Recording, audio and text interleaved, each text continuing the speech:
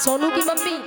अच्छा, और ये स्वागत करती हैं, तालियों के साथ स्वागत करें। भगवान खुश बनाए रखे, सब मनोकामनाएं पूरी हो, धन दौलत से भंडार भरे रहे। महाराज भोला भोली बनकर के महाराज में शामिल हुए हैं। और महाराज महाराज की जो रात्रि है, ये रात्रि 6 महीने की हुई है। और जितनी गोपियां हैं उतने भगवान ने अपने रूप बनाए हैं। भोले बाबा पकड़ में आ गए, इनका नाम पड़ा एक गोपेश्वर महादेव। महाराज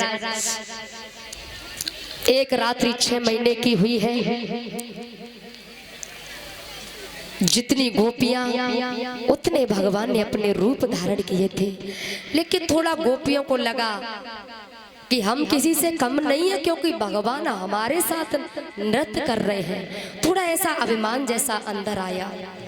और वैसे भैया गोपियों का जो प्रेम है ना, गोपियों का प्रेम ठाकुर जी की सेवा में ये रात दिन लगी रहती है। और मेरी प्रकाश नगर की मैयाएं भी, छदामी नगर, नोनिहाई की और भी दूर दूर से पधारी यहाँ की मैयाएं। हर घर में लगभग यहाँ पूजा होती है, ठाकुर जी की सेवा होती है। एक बार एक जगह की तुम्हें बात बताऊं, भगवान कितने सरल भाव पर कैसे रीझ जाते हैं। एक बूढ़ी बड़ी मैया ठाकुर जी की सेवा करती थी, रात दिन सेवा करना, सुलाना, दलाना, दुलाना, खिलाना, पिलाना, रोजाना ऐसा करना। अब उसके मायके में शादी आ गई तो बहू से कहा, बहू अगर तू सेवा कर ले तो मैं मायके चली जाऊं 2-4 दिन। हाँ मम्मी चली जाओ ना, मैं हूं ना, मैं ठाकुर जी की सेवा करूंगी, बस तुम बता जाओ करना क्या क्या है। सुन बहू, सुला देना है, सुबह 3 बार ताली बजानी है तो ठाकुर जी जग आएंगे। जब जग आए तो नला देना और वस्त्र पहना देना, श्रृंगार कर देना और फिर शीशा दिखाना, दर्पण। और जैसे ही दर्पण दिखाए अगर भगवान हंस जाए तो भोग लगा देना। ठीक है माता जी, ठीक है, हो जाएगा। चली गई सास। बहू ने क्या किया, शाम को ठाकुर जी सुलाए, सुबह 3 बार ताली बजाई, ठाकुर जी जगाए, स्नान कराइयो, श्रृंगार कियो और दर्पण दिखाया। तो जैसे ही दर्पण दिखाया तो ठाकुर जी हंसे नहीं, तो हंसे नहीं तो इसने सोचा कोई गलती है गई, तो फिर रजाई में रख दिए, सुला दिए। कुछ देर बाद फिर ताली बजाई 3 बार, फिर नलाए, फिर श्रृंगार कियो, फिर दर्पण दिखाया, नहीं हंसे भगवान, फिर सुला दिए रजाई में। महाराज ऐसा करते करते उसे शाम हो गई।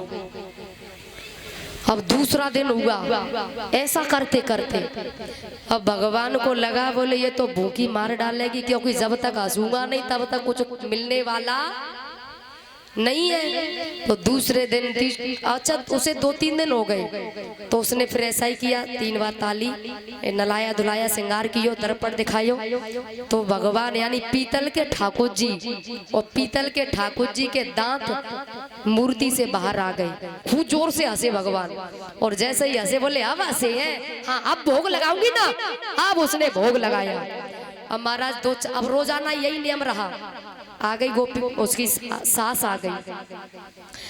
अब सास ने कहा अब तो सेवा, अब तो सब मैं करूंगी। अब जैसे ही 3 बार ताली बजाई, स्नान कियो, श्रृंगार कियो, जैसे ही दर्पण दिखाने के लिए वो हुई तो ठाकुर जी बोल पड़े, अरे मैया दर्पण दिखाने के लिए तो तू अपनी बहू लेके आ, तेरी बहू बड़ी जोरदार दर्पण दिखा, बड़ी जोरदार दिखावे, अपनी बहू को लेके आ। सास भी गदगद हो गई। भगवान का बोलना कोई है, कोई हंसी खेल है क्या? भगवान का हंसना कोई हंसी खेल है क्या? तो भगवान सरलता पर रीझ जाते हैं महाराज।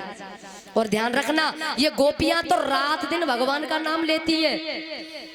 एक मैं तुम्हें ऐसा दृष्टांत सुनाने जा रही हूँ जो जिंदगी को बदल सकता है। तुम यहाँ कथा सुनने आ रहे हो, कोई 2 घंटे आया, कोई रोज आया, कोई 2 दिन बाद, कोई 4 दिन बाद, और कोई तो ऐसी है एक बार आई तो फिर इन्हें बीमारी लग गई, बोले अब नहीं रुकेंगे, अब रोज जाएंगे। और कोई कोई ऐसे आज इतवार है तो कुछ मूर्तियां तो नई नई लग रही हैं आज बहुत मूर्तियां नई नई लग रही है, क्योंकि आज इतवार है ना, रविवार है, छुट्टी होगी ना आज की। हाँ, तो आज बहुत मूर्तियां आई हैं नई नई। महाराज आप तो इतने समय से 4 घंटे कई बार भगवान का नाम ले रहे हो, लेकिन एक बार, सिर्फ एक बार नाम लेने की महिमा क्या होती है, एक बार भगवान का नाम लेने की जो महिमा होती है वो कितनी होती है हम तुम कल्पना भी नहीं कर सकते। ये दृष्टांत से समझिएगा। एक भक्त था, जिंदगी में कभी भगवान का नाम नहीं लेता था। संतों का संगम हुआ, संतों ने कहा बेटा राम का नाम लो, लेकिन वो नहीं लेता, जिद्दी था।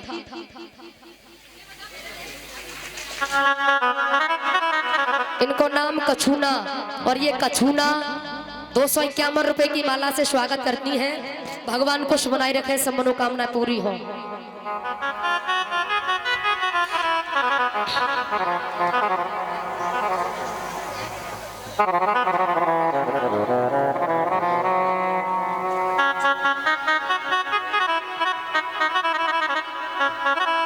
नीलम की मौसी कमला देवी 251 रुपए की माला से स्वागत करती हैं। भगवान को बनाए रखे। कुमारी भावना ये भी 251 रुपए की माला से स्वागत करती हैं। भगवान को बनाए रखे, सब मनोकामनाएं पूरी हो। तो एक बार राम नाम लेने का फल क्या होता है, ये कथा, ये दृष्टांत ध्यान से सुनिएगा। महाराज संतों का संगम, संत ने कहा बेटा राम कहो। बोले क्या हो जाएगा, कि वो क्या जाएगा? बोले नहीं नहीं तुम कहो। अरे तो बताओ तो सही क्या हो जाएगा? बोले तुम बस एक बार राम नाम ले दो। तो उसने कहा ठीक है, ये लो राम। पता है कैसे हिसाब से कहा, ये लो राम। संत ने कहा बेटा हो गया काम। अच्छा इसका होता क्या, करना क्या है? बोले सुन बेटा, जब तू जाए ना दुनिया से अंतिम यात्रा, तो लेखा जोखा होगा, वहाँ होता है हर किसी का, तेरा भी होगा। तो वहां पर पूछा जाएगा कि जिंदगी में एक बार नाम लिया है, उसका फल क्या दूं? तो तू एक ही बात कह देना कि एक बार राम नाम लेने का जो फल होता है वो दे दो। ठीक है, ये बात याद है। महाराज बुढ़ापा आया, वो दुनिया से चला गया। पहुंचा, यमराज ने कहा चित्रगुप्त देखो इसकी जीवन रेखा। पत्रा खोला, महाराज बड़ा अधर्मी है, बड़ा कुकर्मी है। अरे तो जिंदगी में कुछ तो किया होगा। हाँ महाराज एक इसने अच्छा काम किया है। क्या? बोले पूरी जिंदगी में इसने एक बार राम का नाम लिया है, सिर्फ एक बार। अच्छा, उससे कहा सुन भाई, तुझे नरक में तो जाना ही है, क्योंकि तेने कर्म ही ऐसे करे। तेने एक काम अच्छो करो कि तूने एक बार राम का नाम लिया है, बोल क्या फल लेगा? तो वही संत की बात याद आ गई। बोले महाराज एक बार राम नाम लेने का जो फल होता है वो दे दो। अब धर्मराज यमराज को पता ही नहीं है कि एक बार राम नाम लेने का फल क्या होता है। अब भाई ये किसको पूछे हम? बोले ऐसा करते ब्रह्मा जी के पास चलो। हाँ हाँ चलो ब्रह्मा जी के पास। ब्रह्मा जी के पास गई। ब्रह्मा जी बोले क्या बात है?